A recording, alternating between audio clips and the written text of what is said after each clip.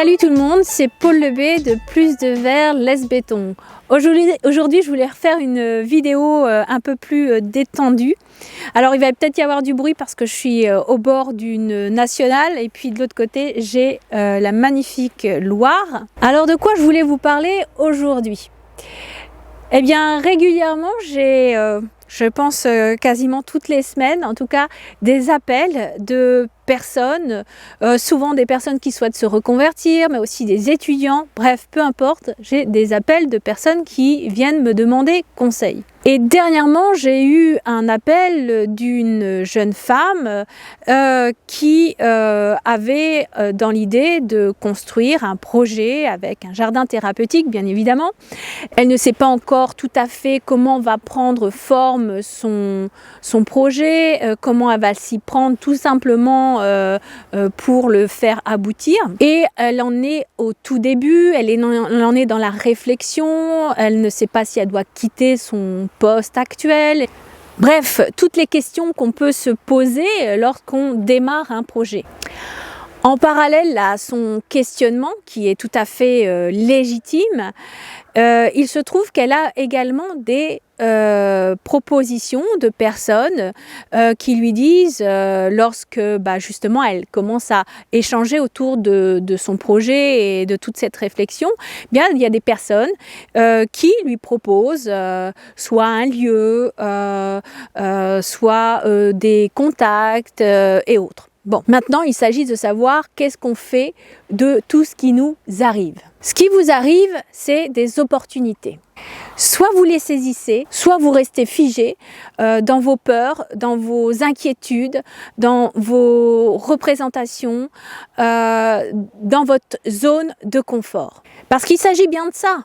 C'est-à-dire qu'à partir du moment où vous commencez à avoir des appréhensions, ça signifie que vous êtes à la limite. Vous êtes à la limite de votre zone de confort. Les peurs, les inquiétudes que l'on peut ressentir, mais ça c'est valable pour chaque moment dans notre vie, que l'on peut ressentir, c'est ça, c'est vraiment lorsque on est justement dans cette limite de sortie de zone de confort. Pour revenir à mon exemple, cette jeune femme a eu l'occasion, en fait, on lui a proposé un contact hyper intéressant d'un grand professeur, un spécialiste dans son domaine, pour pouvoir échanger justement autour de son projet. Et donc, c'est une amie qui lui dit, écoute, moi j'ai ce contact-là, je te donne son numéro, contacte-le. Et c'est là que la petite voix de la peur commence à prendre le dessus. On passe de la phase super, j'ai un contact à mon Dieu, il faut que je le contacte. Mais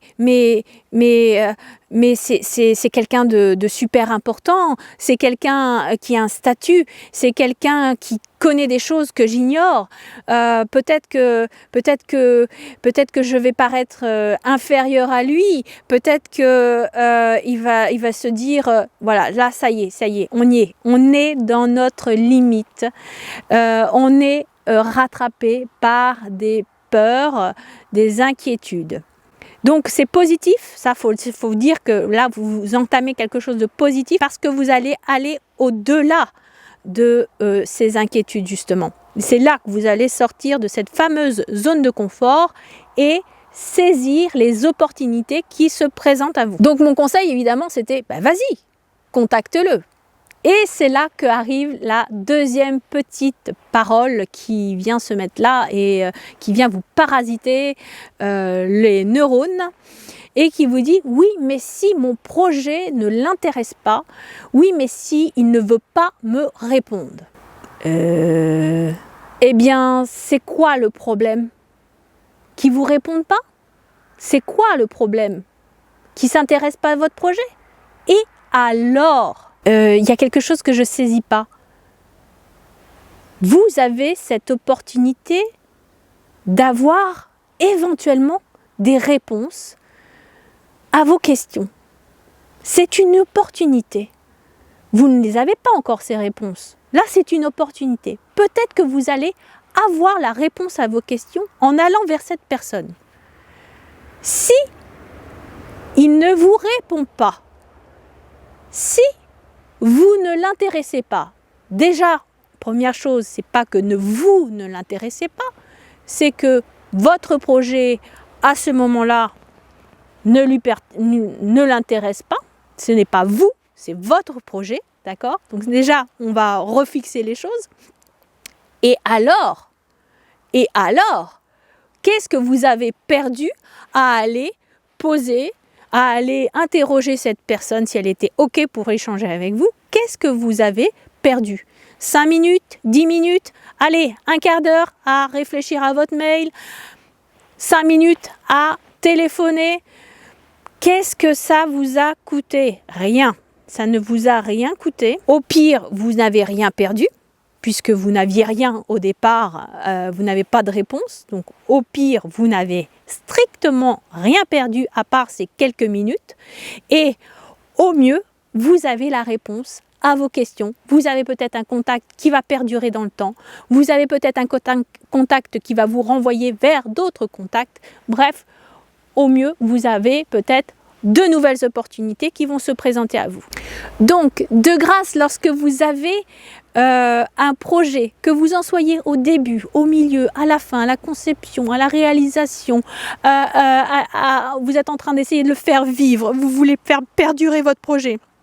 Vous voulez faire perdurer votre projet, peu importe où vous en êtes, peu importe qui vous êtes, vous devez toujours saisir chaque opportunité qui se présente à vous et qui peut vous faire grandir, évoluer et faire aussi avancer votre projet.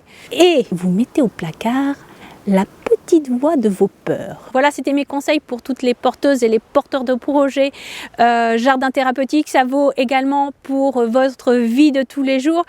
N'oubliez pas, lorsque vous sentez justement qu'il y a des peurs qui commencent à arriver, des inquiétudes, eh bien c'est très positif parce que vous allez dépasser tout ça. Au pire, vous n'obtenez rien, mais au mieux, vous allez toujours grandir davantage et davantage. Je vous dis à très vite sur Plus de Verre Laisse Béton. Si cette vidéo vous a plu, n'oubliez pas de liker et de partager.